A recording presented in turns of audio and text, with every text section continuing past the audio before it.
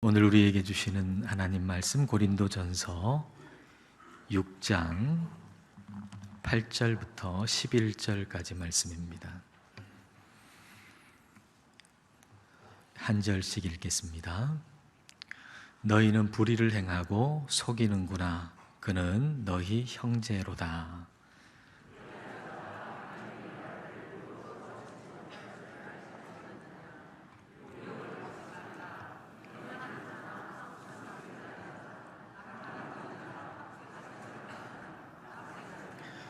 도적이나 탐욕을 부리는 자나 술 취하는 자나 모욕하는 자나 속여 빼앗는 자들은 하나님의 나라를 유업으로 받지 못하리라.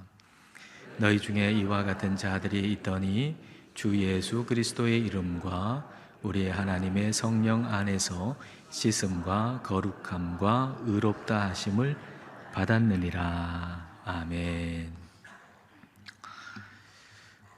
옳은 말을 기분 나쁘게 하는 것을 잔소리라고 한답니다.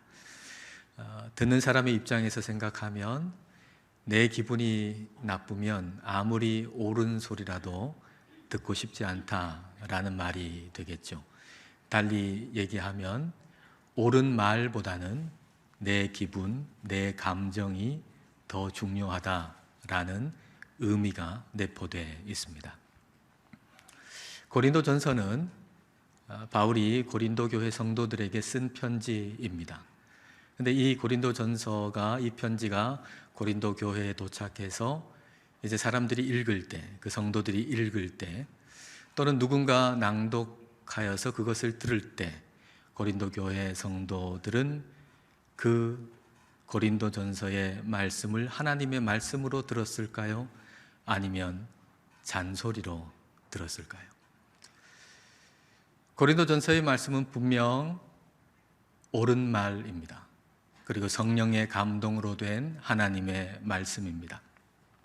그런데 그 안에는 고린도 성도의 누군가를 콕콕 집어서 지적하는 듯한 내용도 있습니다. 그리고 대놓고 의도적으로 부끄럽게 만들기 위해서 한 말도 들어 있습니다. 만약에 고린도 교회 성도들 가운데 이것을 기분 나쁘게 생각했다면 이 말씀을 잔소리로 생각했을 것이고 듣고 싶어 하지 않았을 것입니다. 이런 일이 일어나는 이유는 사람 대부분 내 감정은 옳다라고 하는 전제를 가지고 다른 이의 말을 듣기 때문입니다. 내 감정은 옳다. 이걸 전제하고 다른 사람의 말을 듣습니다. 그러나 우리는 여기에 의문을 제기해야 됩니다. 내 감정은 옳은가? 내 감정은 옳은가? 옳은 말이 있듯이 옳은 감정도 있습니다. 고린도 교회 성도들은 옳은 감정을 지금 가지고 있습니까? 자, 8절 말씀을 보십시다. 너희는 불의를 행하고 속이는구나. 그는 너희 형제로다. 교회는 하나님의 가족입니다. 하나님 아버지를 모신 형제 자매입니다. 근데 서로 감정이 상해버렸습니다. 그리고 서로 자기가 가진 감정이 옳다고 생각하는 것입니다. 그리고 다른 성도에게 불의를 행하고 속이고 그리고 세상 법정에까지 가는 것도 서슴지 않고 행하고 있는 것이죠. 한 사람과 감정이 상해 있는 이 일은 아마도 교회 안에서 점점 더 확장됐을 겁니다. 고린도 교회가 편가르기를 하고 있는데 그 편가르기를 더 심각하게 만들었을 겁니다. 나는 왜 저 인간이 싫을까? 라고 하는 제목의 책이 있는데 그거 보니까 그 안에 이런 얘기가 있어요. 어떤 사람이 피아노 학원에 한 6개월쯤 다녔어요. 피아노 학원에 한 6개월쯤 다녔는데 그 피아노 학원 분위기도 좋고 그리고 레슨해 주시는 선생님도 너무 좋은 거예요. 너무 마음에 들어요. 그렇게 즐겁게 6개월 동안 레슨을 받았는데 6개월쯤 지난 어느 때 학원에 갔더니만 몇 년 전에 아주 대판 싸워가지고 아주 감정이 틀어진 어떤 사람을 그 학원에서 딱 만난 거예요. 그러니까 마음속에 막 부정적인 감정이 확 올라오면서 동시에 아, 이 사람도 이 학원에 다니고 내가 레슨 받는 저 선생님한테 이 사람도 레슨을 받는구나 이렇게 생각하니까 그 학원이 더럽다고 여겨지더래요. 이 학원 더러운 학원이다. 그리고 그 레슨해 주는 선생님에 대해서도 거부감이 일어나더라라고 하는 것이죠. 어떤 한 사람에게 가진 좋지 않은 감정이었는데 그 사람하고 아무 상관없는 사람한테 그 부정적인 감정이 확장된 거죠. 부정적인 감정은 계속 확장되는 성격을 가지고 있어요. 고린도 교회에는 이와 똑같은 일은 아니겠지만 비슷한 일이 일어났을 가능성이 매우 큽니다. 한번 이렇게 생각해 볼 수 있겠죠? 고린도 교회는 바울파, 아볼로파 이렇게 나뉘어진 교회 아닙니까? 근데 여러분이 바울파에 속한 사람이라고 한번 생각해 보세요. 근데 새 가족이 왔어요. 새 가족 만나보니까 너무 좋아요. 너무 괜찮아요. 아, 이 사람 참 좋다. 이렇게 생각했는데 몇 주 지난 다음에 저 아볼로파에 내가 미워하는 사람 성도하고 그 새 가족이 너무 친밀하게 지내는 거예요. 그 순간 그 새 가족이 미워지는 거죠. 좋지 않은 감정은 이렇게 계속 확장되게 되는 것입니다. 이런 일은 내 감정이 옳다라고 하는 전제를 가지고 있기 때문에 일어나는 거예요. 내 감정은 옳다라고 생각하고 있기 때문에 그 감정을 따라서 움직이는 것이죠. 내 감정은 옳은가라고 하는 의문을 제기하지 않는 이상 내 감정은 왕노릇하게 돼 있어요. 내 감정은 옳은가 의문을 제기하지 아니하면 내 감정은 내 삶에 왕노릇하게 돼 있어요. 그래서 우리가 들어야 할 말씀이 안 들려요. 내 마음속에 내 감정이 왕노릇해가지고 지금 들어야 할 말씀인데 그 말씀이 안 들린다고요. 그렇게 되면 결국 우리의 신앙은 퇴보할 수밖에 없습니다. 히브리서 10장 38절 말씀 같이 읽겠습니다. 나의 의인은 믿음으로 말미암아 살리라. 또한 뒤로 물러가면 내 마음이 그를 기뻐하지 아니하리라 하셨느니라. 우리의 영적 퇴보를 우리 하나님은 기뻐하시지 않으세요. 옳지 않은 감정은 우리를 영적으로 계속 퇴보하게 만들어요. 성경이 말씀하시는 대로 우리가 옳은 감정을 가져야 합니다. 내 감정이 옳은가라고 하는 의문을 제기하고 그리고 하나님의 말씀 앞에서 우리가 치유를 받기를 기도해야 합니다. 그래야 상한 감정 때문에 우리가 영적으로 곤두박질 치는 일이 없게 되는 것이죠. 저는 군 시절에 방공관제사로 일했습니다. 관제탑의 관제는 비행기가 뜨고 내리는 것을 도와준다고 하면 방공관제사는 비행기가 뜬 다음에 안전도 도와주고 또 훈련도 도와주는 역할을 합니다. 컴퓨터가 이렇게 있는데 그 앞에 이렇게 앉아 있으면 이 대한민국 항공의 상황, 비행기가 몇 대가 떠 있는지, 어떻게 움직이는지, 고도가 어떻게 되는지 한눈에 다 들어옵니다. 근데 저에게 맡겨진 이제 비행기가 있죠. 전투기가 있죠. 그러면 그 전투기의 조종사하고 교신하면서 이제 쭉 갈 때 가까이에 있는 비행기가 어떤 방향으로 오고 고도가 얼마니까 당신의 비행기에 고도를 좀 높여라, 좀 낮춰라 그렇게 지시해 주는 겁니다.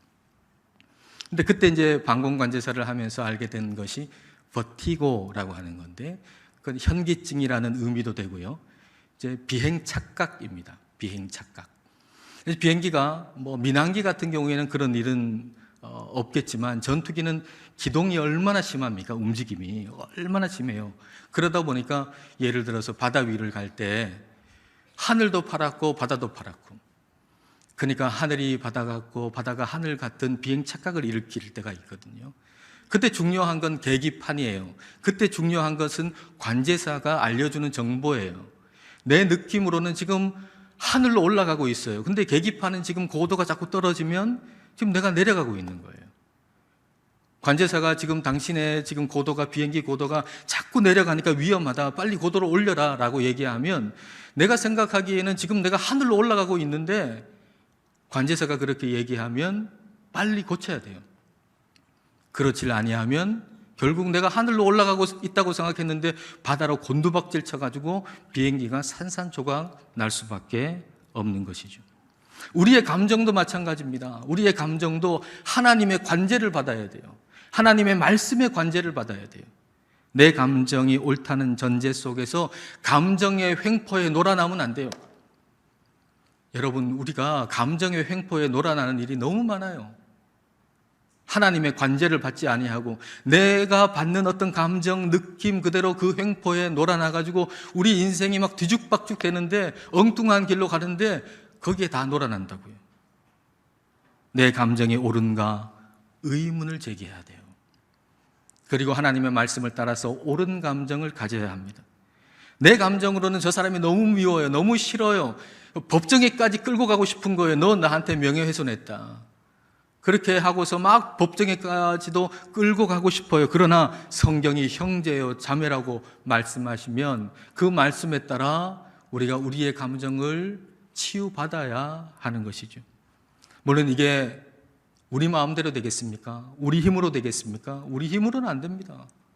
우리 생각으로는 안 됩니다. 그러나 성령님은 가능합니다. 우리의 마음을 창조하신, 우리의 마음의 주인이신 성령님은 그게 가능해요. 그래서 우리가 성령님께 구하면 우리의 감정도 옳게 바꾸어 주십니다.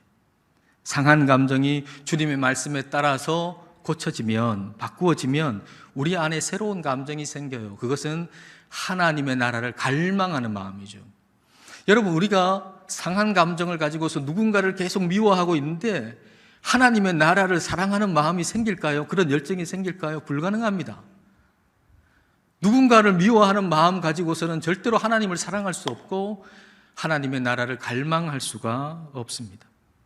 근데 하나님의 나라에 대한 사모함이 우리에게 없다라고 하는 것은 성도로서는 너무 심각한 문제인 거죠. 우리가 성도인데 하나님의 나라에 대한 갈망이 없어요. 하나님을 사랑하는 마음이 없어요. 그럼 이것만큼 심각한 게 어디 있겠습니까? 자, 9절 전반절을 보십시오. 불의한 자가 하나님의 나라를 유업으로 받지 못할 줄을 알지 못하느냐. 하나님 나라에 대한 갈망이 너한테 없고 하나님을 사랑하는 마음이 너한테 없고 그렇게 살면 너 하나님 나라 못 가. 너 천국 못 가. 그런 얘기예요. 너 지금 교회 다니잖아. 근데 네가 네 마음속에 하나님을 갈망하는 마음도 없고 그렇게 산다면 너 천국 못 간다. 그런 얘기예요. 고린도 교인들이 이 이야기를 듣고 깜짝 놀라야 돼요. 우리도 마찬가지예요.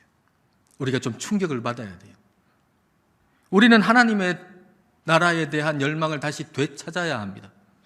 하나님의 나라는 우리 주님께서 다시 오실 때 완성되는 하나님의 통치잖아요. 하나님의 통치. 그때 우리 주님 다시 오실 때 우리는 부활의 몸을 입게 될 것이고 그 통치, 그 나라에 참여하게 될 겁니다.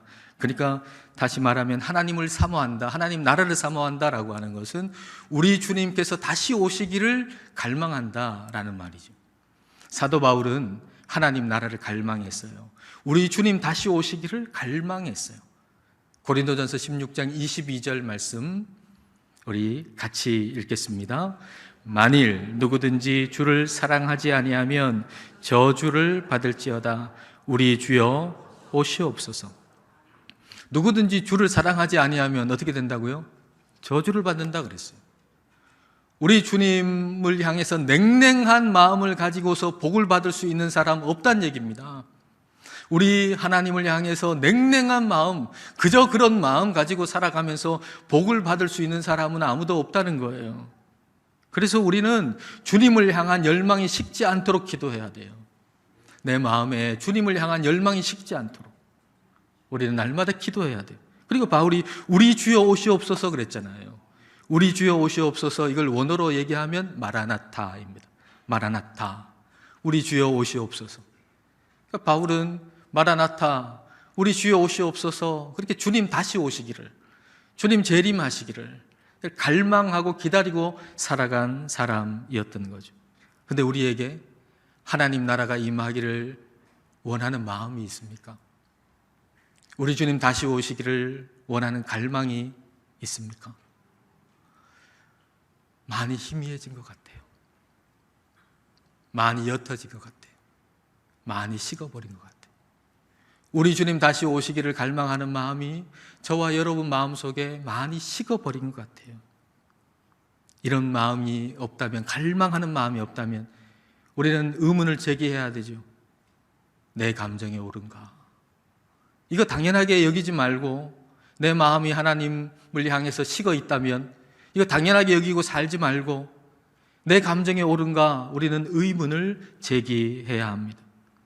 그렇지 않고 내 감정은 항상 옳다는 식으로, 내 마음속에 생긴 감정은 항상 옳다는 생각을 가지고서 우리가 신앙생활을 계속한다 그러면 결국은 스스로를 속이는 일이 일어날 겁니다. 성령님이 바울을 통해서 9절 중반절에서 우리에게 이렇게 말씀하세요. 9절 중반절을 한번 보세요. 미혹을 받지 말라. 그리고 가로 속에는 어떻게 되어 있나요? 스스로 속이지 말라. 이렇게 제가 적어놨는데요. 미혹을 받지 말라 라고 번역된 헬라어 메 플라나스테라고 하는 이 단어, 똑같은 단어가 갈라디아서 6장 7절에서는 스스로 속이지 말라 이렇게 번역이 되어 있습니다. 그러니까 미혹받지 말라라고 하는 걸 다른 말로 하면 스스로 속이지 말라 그런 얘기예요. 스스로 속이지 말라. 나 교회 다니니까 괜찮아, 나는 교회 다니니까 천국 가 라고 속이지 말라 그런 얘기입니다. 여러분, 이스라엘 백성도 그랬어요. 나 예루살렘 성전에 절기 때마다 가니까 나는 구원받았고 천국 가고 나는 괜찮아 이렇게 생각했다고요. 근데 하나님께서 이스라엘 백성들의 삶을 보니까 너무 가증스러운 삶인 거예요.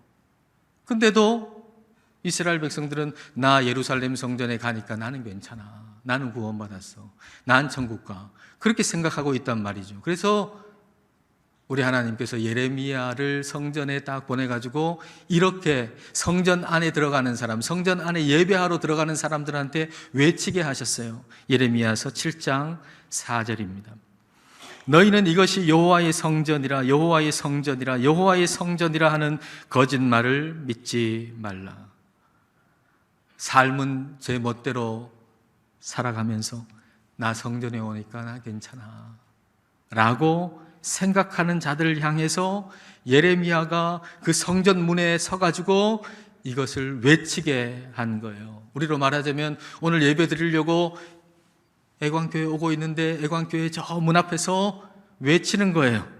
이것이 여호와의 성전이라, 여호와의 성전이라, 여호와의 성전이라 하는 거짓말을 믿지 말라. 삶이 하나님의 백성답지 않은데 나는 예루살렘 성전에 오니까, 나는 교회 다니니까, 나는 천국 가, 나는 괜찮아 라고 스스로 속이지 말아라 그런 얘기예요. 그리고서 삶에 대해서 얘기하거든요. 삶에 대해서. 예레미야서 7장 5절부터 7절입니다.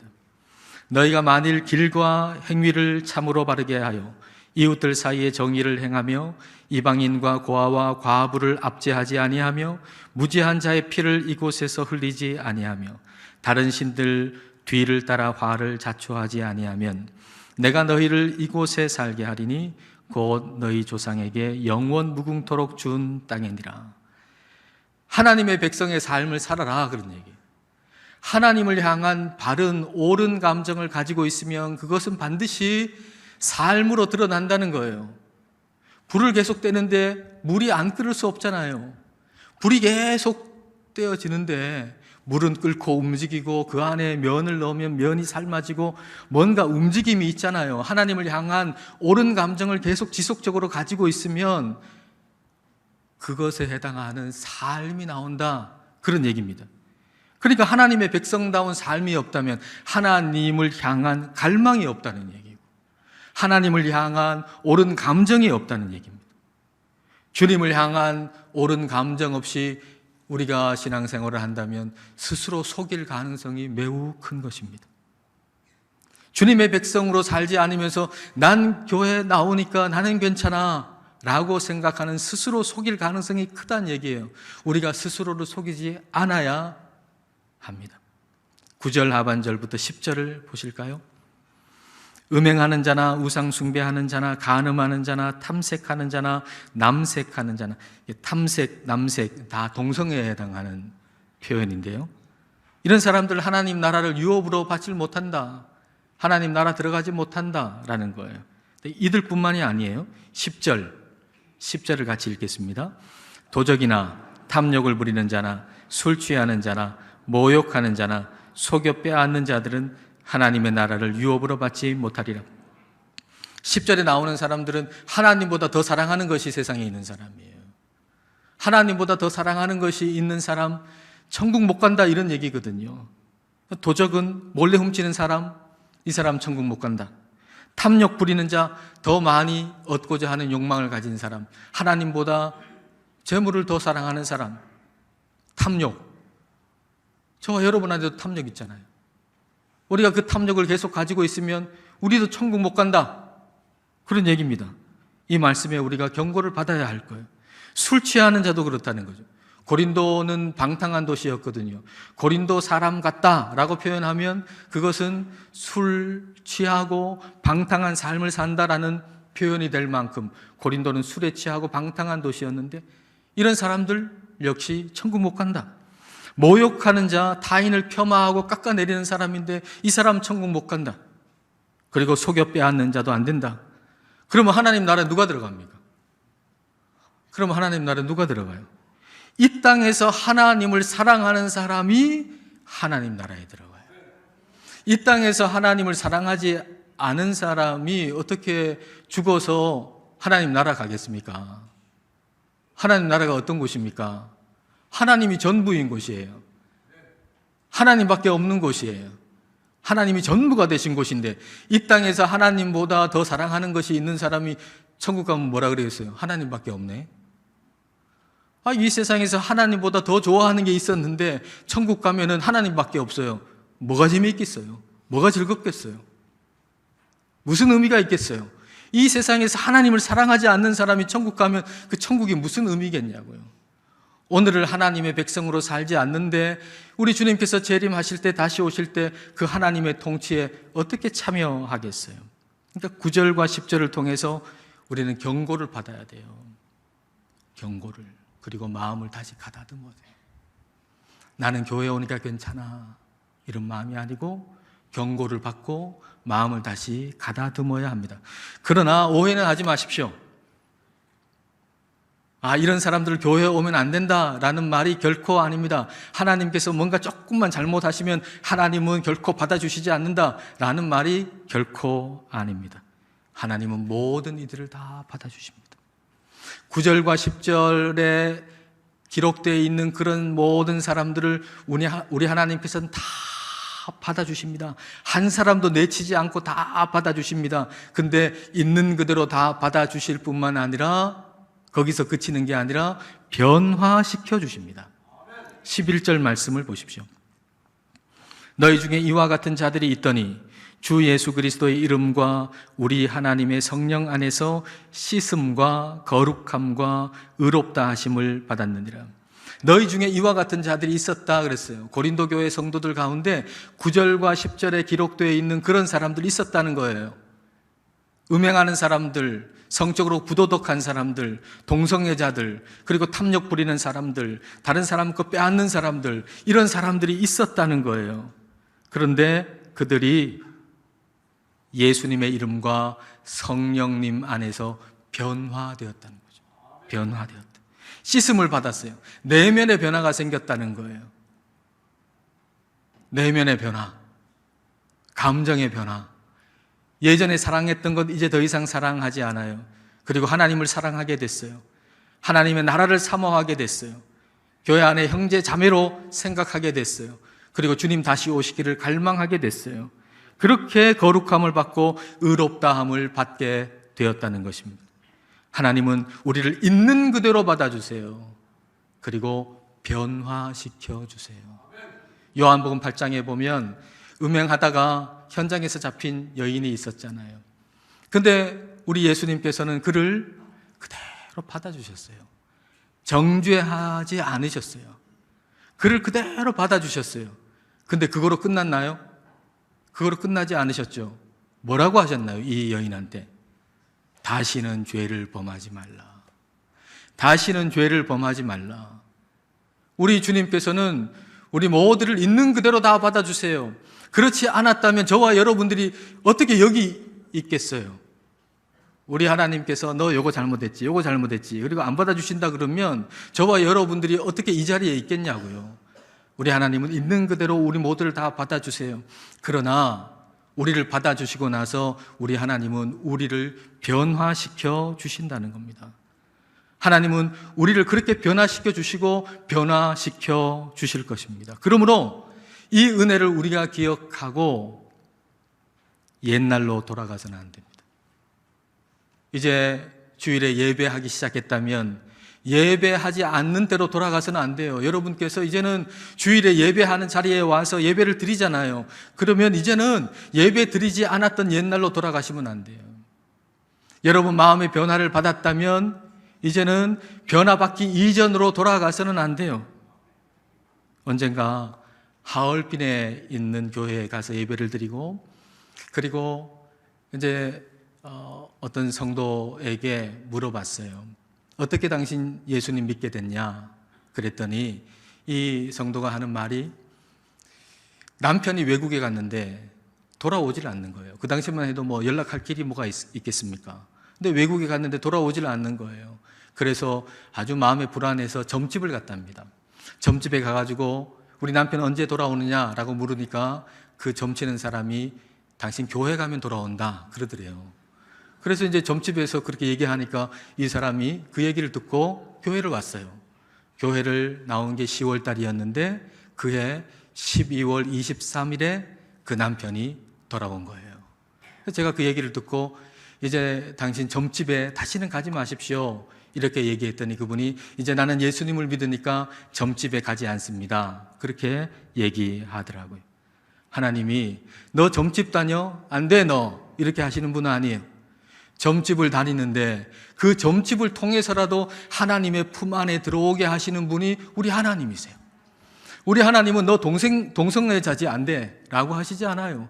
어떤 악한 자라도, 어떤 동성애 자라도, 어떤 악을 행하는 자라도 우리 하나님의 품 안에 들어오지 못할 사람은 이 세상에 아무도 없어요. 우리 하나님은 다 품어주시고 다 받아주세요.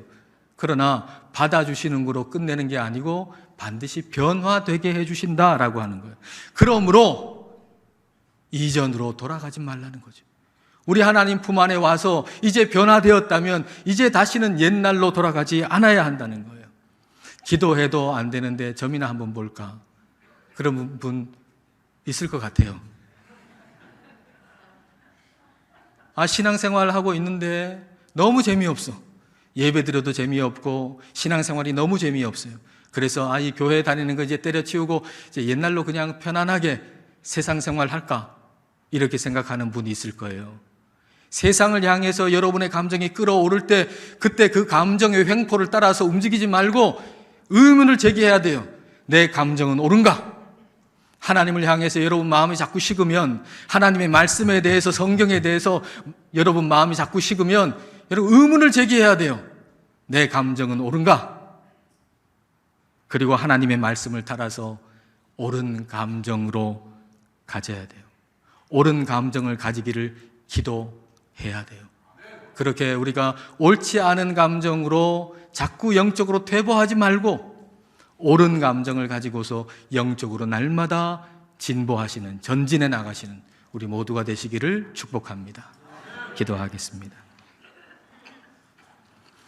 이 시간 우리 기도하실 때 내 감정이 옳은가? 라고 의문을 제기해 보십시다. 다른 성도를 향한 나의 감정은 옳은가? 하나님을 향한 나의 감정은 옳은가? 질문해 봅시다. 그리하여 감정의 횡포를 당하면서 영적으로 곤두박질 치는 것을 멈추고 하나님의 말씀의 관제를 받아 다시 영적 고도를 올릴 수 있기를 기도합시다. 하나님의 나라를 사모하고 마라나타 주님 어서 오시옵소서 하며 주님 오시기를 갈망하기를 이 시간 함께 기도하겠습니다.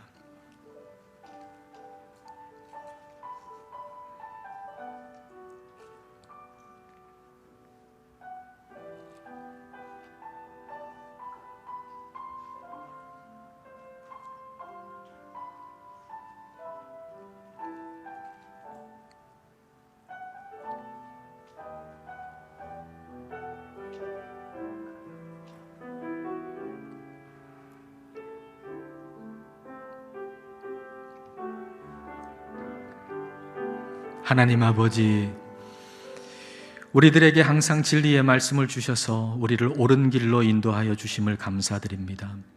그러나 저희들은 저희들의 감정과 기분을 따라 주님의 진리의 말씀마저도 잔소리로 생각하고 듣기 싫어하곤 합니다.